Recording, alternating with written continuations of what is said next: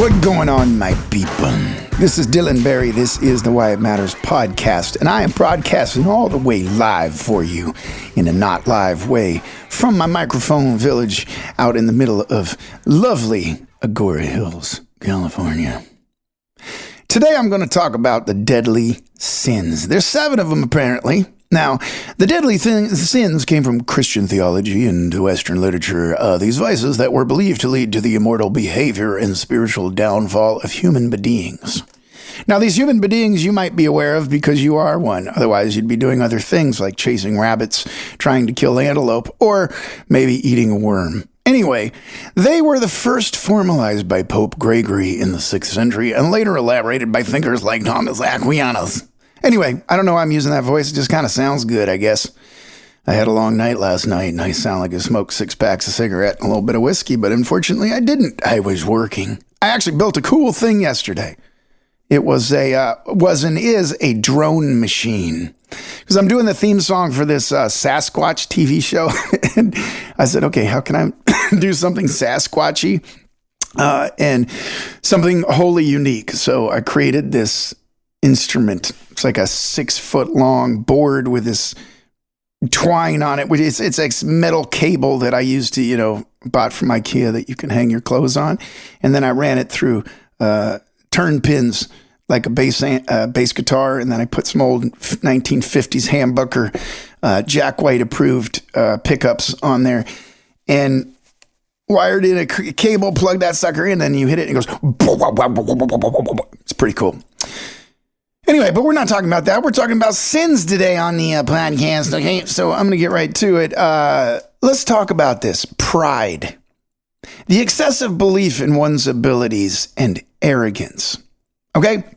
Now, the problem with this is that without humility, pride it can drive, right? Pride can drive you forward. I think we all have a little bit of pride. I guess it's called self-confidence or what have you.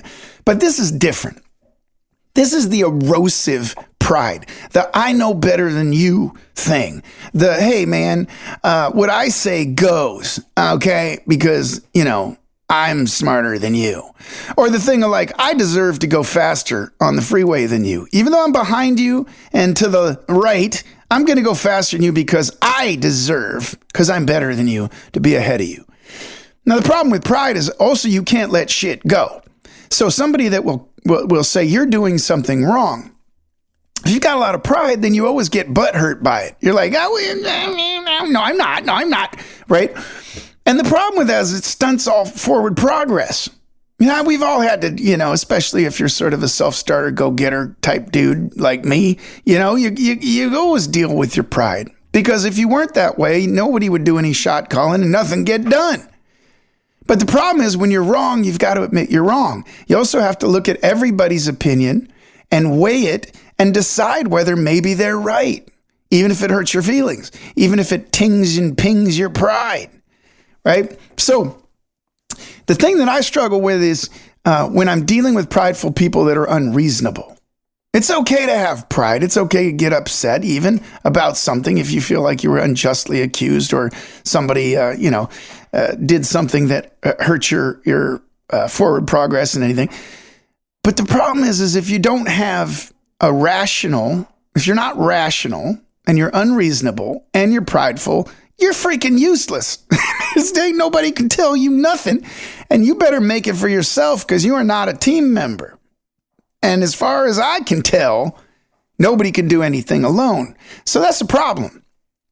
Now, unfortunately, there are very prideful, horrible, arrogant people that have risen to great, hope and, great fame and income levels and all the rest of it. And unfortunately, our society tends to go, and I say our society, the American society tends to worship those people. Even though those people, of course, aren't perfect. In many cases, they're well beyond not perfect. Okay. They're bad, I would say, or evil or whatever. Anyway, this goes to my next thing, greed. If you put pride and greed in the room and you take away reasonability or being reasonable, so a prideful, greedy, unreasonable person, holy crap, that's a tornado of terror. Think about it. Put somebody in a room, say, this is what we're trying to do. And everybody starts to try to work it out. And that one person who's greedy, who has a lot of pride and is unreasonable, just destroys that room. There's no progress. There's no collaboration. There's no coming together. So if you're one of those people, you need to check yourself, man. You need to check yourself, fool, because the reality is there's no progress that is going to come out of your face or your brain if that's the way you're being. Now, I will preface this with one other thing, and so for you prideful, greedy people, you'll have a laugh at this. That is, if there are other capable in the room.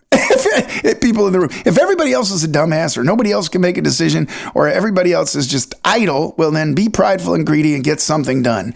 But always weigh it with the fact that maybe you don't know what you're talking about, or maybe you're not perfect, or maybe you're too old and the younger people actually have a good point because they're the buying market. I mean, think about it. My coffee. I'm gonna have some more of this coffee right here. Hold up. Oh. Here's the thing, okay? I'm from Seattle, and you cannot pull a coffee out of my hand. They try to tell me to stop drinking coffee because apparently I have high blood pressure-ish. And I'm like, well, no shit. That's how I've always been. But apparently coffee elevates your blood pressure. I don't know who would have known this. I don't know. But apparently it does. Anyway, I don't care. I'm going to keep drinking it. So let's move on to the next one, which is exactly what I have for coffee. Lust. 7 deadly sins is what we're talking about. Lust is the next one up, okay? Now, I don't know about y'all, but the alternative, chastity, purity, oh, hell with that. That's no fun. So let's just go to lust and say, okay, well, lust is actually a pretty good driver. Now, the problem with lust is it's inappropriate, right? Lust without the inappropriate part is an intense sexual desire. And last time I checked, most of the advertising that works was based off of sex. Most of the movies that were the most interesting, they include sex. There's usually sex, violence, strife, family, love, and some semblance of achievement in all stories ever in the history of time, except for maybe some of the nursery rhymes. Those were all just about violence. I'm just saying. Anyway, yeah, we're weird. We're weird. You know what I mean? I don't know if we're any weirder than lions going out and killing antelope, but, the way we talk about killing antelope is weird. I'm just saying. Okay, lust. So if you have this intense and inappropriate sexual desire, you make very, very interesting decisions. And if you look at a lot of these folks, like the R. Kellys and the Puff Diddy doggers of the world, and, even the Jeffrey Epsteins and these horrible characters, guess what they're operating on? Pride, greed, lust. You know what I mean? There is a full suite of heavenly virtues being destroyed in the 7 deadly sins they're practicing on an everyday basis. Now, the unfortunate thing is, every human being has these emotions. I don't give a shit who you are. You can be Mother Teresa and you have pride, greed, lust, envy. It comes out because it's how we're programmed. And there's a reason for it, right? There's a reason for it. Because if you didn't have pride, how could you get out of bed in the morning and get to work and do stuff? If you didn't have any self, motivation, which is usually pride or greed driven, or necessity based, but it comes from a place where if you don't do it, nothing gets done. Anyway, all I'm saying is these things are motivators. The 7 deadly sins, they're motivators. They can be tempered and used for good. They can be used for good things, right? You don't have to go to hell. You can use pride to drive a business forward and make money. You can use a little bit of greed to make sure people don't take advantage of you and you give everything away and you end up like one of those boxers who had $400 million and now lives in a shoebox because all their friends took all the money. You can use it for good things. Lust is a good thing. It can lead to romance, but you have to do it appropriately. You know what I'm saying? Envy. Okay, that's the next one. Envy. This is jealousy towards another's traits, status, or success. Envy is the thing that has led to the leading depression state that we're in right now, which is more people are depressed and on Prozacs than ever before, The suicide rate is through the roof. And guess why? Social media. Everybody's life looks better than yours. Everybody bought a bigger house. Everybody's enjoying a Tahitian vacation, but not you. So how do you feel when you see that? One, you feel like bad because you hate the person who's actually enjoying their time doing whatever they're doing, right? But you don't really know what their life's like. You don't really know whether, they have prostate cancer, so they went out there to drop on their last catamaran, in Tahiti, spend their last $20. You just don't know. But yet you're envious. Oh, that's it. Oh, God, Ted has got the best life ever, and I'll never have it. It's bullshit. But it's a constant negative feedback loop every time you go on social media. Even the stuff you like. Let's say you follow all the best photographers. Well, there are places that you wish you were, but you're not now. You love to ski. You love to snowboard. You're watching people kick ass doing that. But guess what? You're not getting to do that right now. So you don't really enjoy it. Kind of dopamine, like, ooh, that was really cool. But then you're like, but I have to go back to work. Negative crash. Envy is a negative feedback loop. Social media is absolutely the delivery method to most human beings of this negative feedback loop on a constant basis all day long. They got you on the crack pipe, and the crack pipe's telling you you're not good enough, you're not beautiful enough, you're not successful enough, you're not where you want to be, you're not getting to do the things, you're not, oh, look at that marriage is perfect and mine's not. All right. The whole thing sucks. And that is all based on envy, I think, in my mind. Now, some of y'all are in the lust department on Instagram. Let's be honest, man. Whatever. We won't talk about that. So now the other thing is gluttony. Now, gluttony is an interesting thing. And it reminds me of that movie called Seven. Remember that with Brad Pitt? Oh, boy, that was a dangerous thing. But anyway, gluttony is overindulgence in food or drink. America, y'all are the poster boys for this and poster girls. I'm sorry. It's just true, man. Everybody's eating too much, drinking too much, and having too much, and credit cards enabled that. And they got a system together here in capitalism world where if you don't have it, you can still get it. You just got to pay 8 times for it later and stress out, right? So they also play on your pride. You're prideful enough to say, oh, yeah, well, if I just spend this 16 grand on a credit card, I don't know, my job's going to go through the roof, and I'm going to have a big success this year, and I'll be able to pay it back. The reality is, you usually don't, or it takes a lot longer, and credit cards take all your money, and it sucks, right? So those are the feedback loops that we're getting right now. And in my mind, I know so many people, especially, above 35, 40, that are starting to just go off social media altogether. Now, I have to be on it because my business is a public one, right? We're doing TV and film and shit. And I've got to be on there and do stuff and pretend like I enjoy it, which I really, I really don't. I don't think anybody really enjoys making content except once in a while, But what I enjoy about it is I get to say something and hopefully somebody's listening and hopefully somebody takes something good from it. And, it also stokes my pride and my lust for wanting to do more and have more impact and get out front and walk a red carpet and feel like I'm doing some important shit. I ain't gonna lie. So gluttony is the overindulgence, though. And the thing is, you gotta temper that. We all do it. I go on these little cycles of like, no, I'm good. I'm going to just go on an all vegetarian based diet. I'm going to stop drinking. I'll do that for 3 months. And then all of a sudden I'll be like, fuck it. I'll go on like a 7-day bender, eat everything I want, drink like a fish. I don't know. But yeah, that goes back to the ups and downs of being a human being. It's no fun just doing one thing all the time. I'm sorry. Everything in moderation, as my mom says. Everything in moderation, son. And then she goes and whacks 2 tequilas. Anyway, we're moving on. Love you, Mom. I'm just kidding. Okay, so the next one, wrath. Now, this is the ugliest, if you ask me. It's the intense anger, rage, or hatred. And if you look at what's happened in our political environment in the U.S., it has created wrath.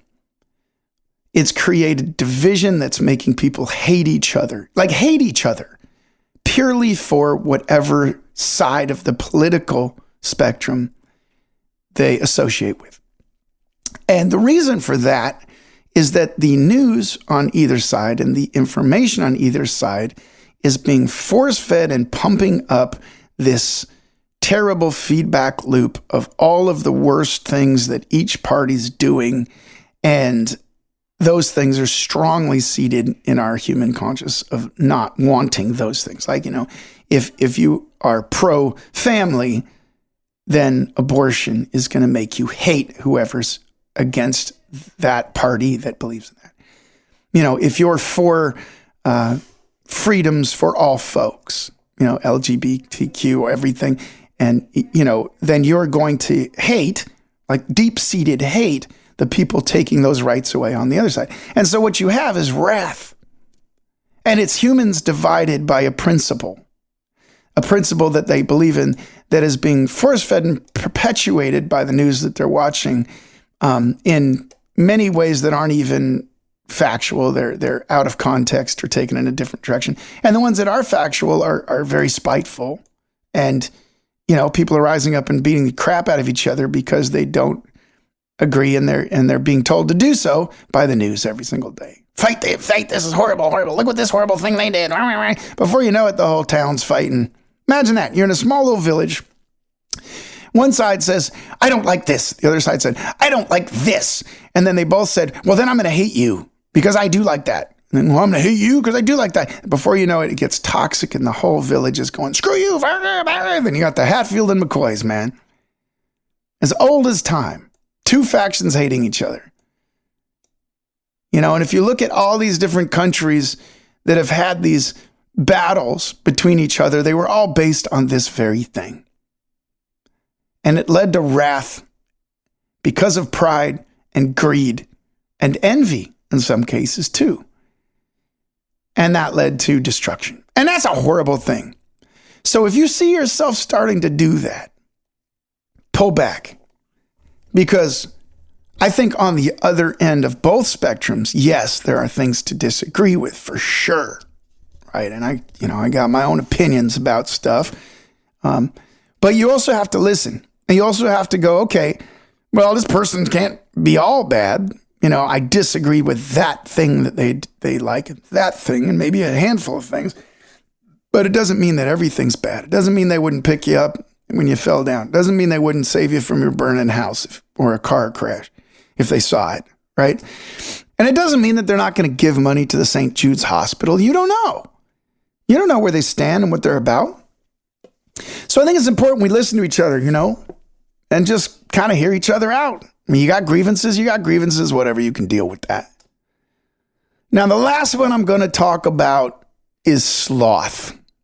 Now, this is one of the worst, I think, because laziness or the failure to act and utilize one's talents, it's the worst because I feel bad for people that are cursed with this. And, at times I've dealt with the lack of feeling motivated. Thankfully, mostly in my life, I've been very motivated, right? But as of recently, I've definitely struggled with that for various reasons, various dramas and this and that's in my world and shit. And it's a debilitating, horrible way to feel, the sloth thing. And I also think that it's not necessarily somebody's fault. They might be going through depression. I think largely sloth came from physical depression and other things that could have been controlled with changes in diet and physical exercise and maybe some whatevers, to help reverse that. But since the dawn of time, they didn't have all those things and people didn't pay attention to all those things. And so sloth became a thing. I think sloth probably could be treated. That's all I'm saying. And if you look at the insane amount of antidepressants distributed in our country, I think that definitely people have realized that. So anyway, the 7 deadly sins. Isn't it funny? We're just silly little humans running around this planet thinking that we know what's up and what's good. And none of us know what the hell we're doing. I don't even care. All these motivational speakers come out and this is what you do to survive. And this is going to be, if you do 5 things in the morning, if you write it down, everything's going to change. Oh yeah, that's true. And that's true. But what's not going to change is that we have every single one of these things in our DNA. Pride, greed, lust, envy, gluttony, wrath, and sloth. And the key to a happy life, in my estimation, is being able to manage those things in yourself reasonably. Know when to use pride. Know when to use greed. Know when to be appropriate with lust. If you're envying someone, be aware of it. Because it's negative. It's negative to you. It's negative to them. Gluttony, yeah, be aware of that. That's pretty obvious. Wrath, when you're getting upset about stuff, dial it back. Take a second. Not everything's bad. There's no reason to hate. Yes, there is lots of reasons to hate, I'll be honest. But try to understand that hate is not progress. It's regression. And so knowing that, do you want to spend all your time hating and in that space? Or can you channel that energy to do something good? And I don't mean arm the neighborhood and go shoot those people up. I mean, can you do something more progressive that gets beyond hate and violence and the cycle thereof, to get past it, to try to do something good that actually stops that, which makes you feel better and gets you out of that wrath state. Sloth, maybe go see if there's some treatment for that. Go meet. If you can't move and you can't do anything and you try and you just don't feel motivated, maybe you're struggling with depression. I'm just saying. Maybe you should go talk to somebody. That's a simple solution. Maybe some people just don't ever want to do anything and whatever. Maybe they're not depressed. Maybe they're happy as a clam, and usually you live in a van down by the river. If that's your disposition, you're happy with a can of peanuts and that's it. Cool. But everyone else, maybe go look into that. Talk to some people. There's enough of people around right now dealing with it that I'm sure you'll have plenty of company. Yeah, this is Dylan Barry. This is the Why It Matters podcast, and I'm talking about why it matters to me, why I think it should matter to you, and we do this every week. You can follow me if you wanted to and be great on Dylan Barry Official 2 on Instagram, DYLAN. All right, I'll see y'all next week. Peace.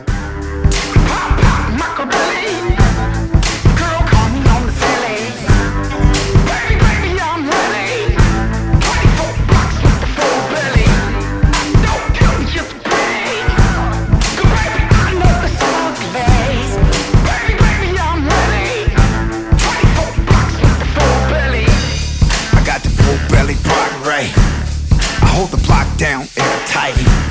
I said I got that, alright. I got that, alright. I got the full belly block right.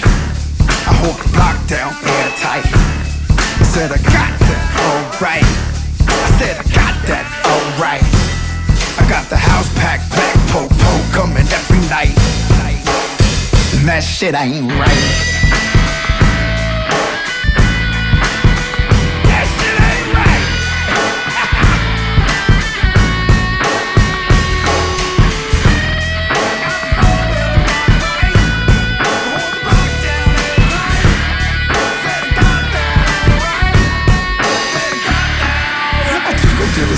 Right, I pulled the mic and called it a night. I drink the whiskey and I'm gone, cause I just wanna have me some fun. What I'm gonna do? Who the fuck is you? It don't really matter much, cause I don't really give a fuck.